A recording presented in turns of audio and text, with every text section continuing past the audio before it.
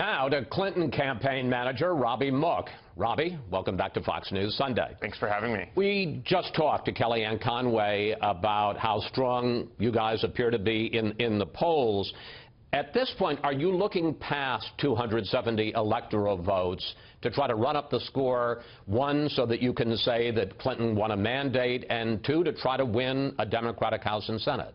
Well, Chris, every presidential campaign has to work to get to that 270 number, and we're not taking anything for granted at all. So that's still our focus and our goal. Secretary Clinton, at the beginning of this campaign, said she wanted to help all candidates up and down the ballot. So we're running a coordinated campaign, working hard with gubernatorial, Senate, and House candidates. But we're not, this is not over yet. And battleground states are called battleground states for a reason. That's because they're going to be close. We expect them all to be won or lost by a point or two. And we're working very hard on the ground to turn up. But aren't you widening the map in these final 2 weeks? We see you going into traditionally Republican states like Indiana and Missouri and even Arizona. I mean, you are widening the map, clearly. And is that at least in part to try to push back in case Trump tries to claim that this election is rigged? Well, every campaign wants to win by the biggest margin possible, so that would be great. The reason that we've gone into Arizona is that it has come into play. Donald Trump's divisive rhetoric, the shameful things he said about POWs and specifically about John McCain have put that state into play. We think we can win it, so we're doing everything we can. There are important Senate and governor's races in Indiana and Missouri, as you mentioned, so we have put in some resources to help there. But we're not running away with this.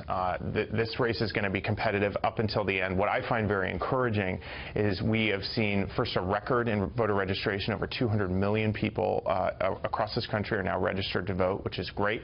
And we're seeing record turnout numbers. Just yesterday in Nevada, we saw a record turnout in Clark County for the first day of early voting. We're seeing eye-popping vote-by-mail application numbers in Let me just ask you quickly about that. We act as if this all happens on Election Day, November 8th. You've banked a lot of votes already, and we see women turning out in large numbers in North Carolina and Florida. Do you have a sense of what kind of strength you're in at this point? We feel very, very good about what we've seen so far. We predict that this is going to be the biggest election in American history.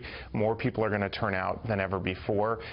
And we are encouraged also by who is turning out. We are very proud of the ground game that we've built. We see it delivering the results that we expected. And as you touched upon, we believe over 40% of voters in the battleground states are going to turn out before Election Day. So this election is happening as we speak, and that ground game is there pushing our people out. I want to take you back to a question I asked Secretary Clinton about the Clinton Foundation during the debate, a question I have to say I don't think she really answered. Here she is. Why isn't what happened and what went on between you and the Clinton Foundation, why isn't it what Mr. Trump calls pay to play? Well, everything I did as Secretary of State was in furtherance of our country's interests and our values. The State Department has said that. I think that's been proven. But I am happy. In fact, I am thrilled to talk about the Clinton Foundation. And then she went on, and I had to interrupt her. There was a new revelation this week that Hillary Clinton was involved in trying to get a $12 million donation to the foundation from the King of Morocco. Why wasn't that classic pay to play? Well, first of all, it's not news that the Clinton Global Initiative had their meeting in Morocco. Everybody knew that. And it's also not news that Hillary Clinton didn't go to it. That was in the emails as well. So there's nothing new here. And Donald Trump is trying to attack Secretary Clinton on this because, as you said, he is down in the polls. He's struggling. And as Secretary Clinton said, we are glad to put her foundation up against his any day. But Robby, there is some new stuff because we have gotten emails that indicates what was going on. This was happening in 2015, just as she was about to announce her campaign for president, and the emails show, and I'm going to go through some of them, you were not happy at all with the idea of this meeting and her going there at that particular point. January 18th email from Uma Abedin to you. It will break a lot of China to back out now when we had so many opportunities to do it in the past few months. She, Clinton, created this mess, and she knows it. Same day you write, HRC is still considering. March 24th, you to John Podesta. Uma said it was still happening, then said that she's going to cancel at the last minute, but it sounded a little tentative, just sounded more up in the air than I thought it was.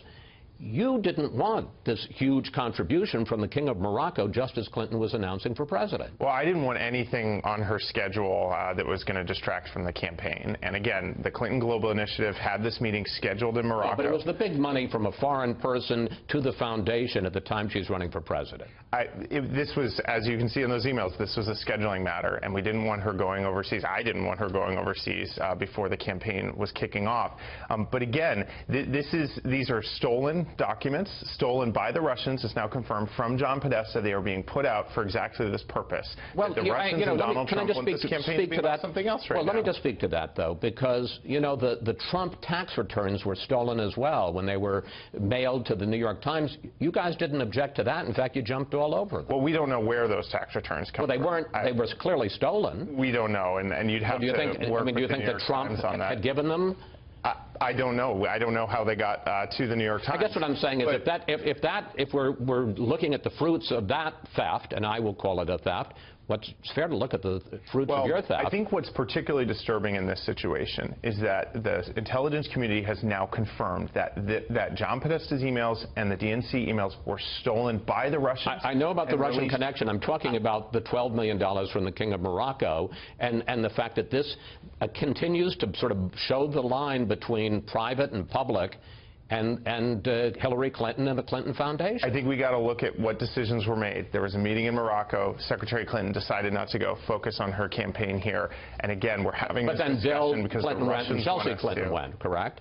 My understanding is that they did go, but she did not. And again, this is the discussion the Russians want us to be having. They stole this information. They're selectively leaking. I can't even verify any of the information that you have there. We simply don't have enough time as a campaign I promise you, sort through all these documents. If these were not true, you'd tell us. And we are trying to go through some of them as we can, but we don't have time to go through them all. And again, this is a distraction put in place by the Russian government at the suggestion and encouragement of Donald Trump. That should be a chilling fact for every single American. Robby, thank you. Thank you. Thanks for your time today.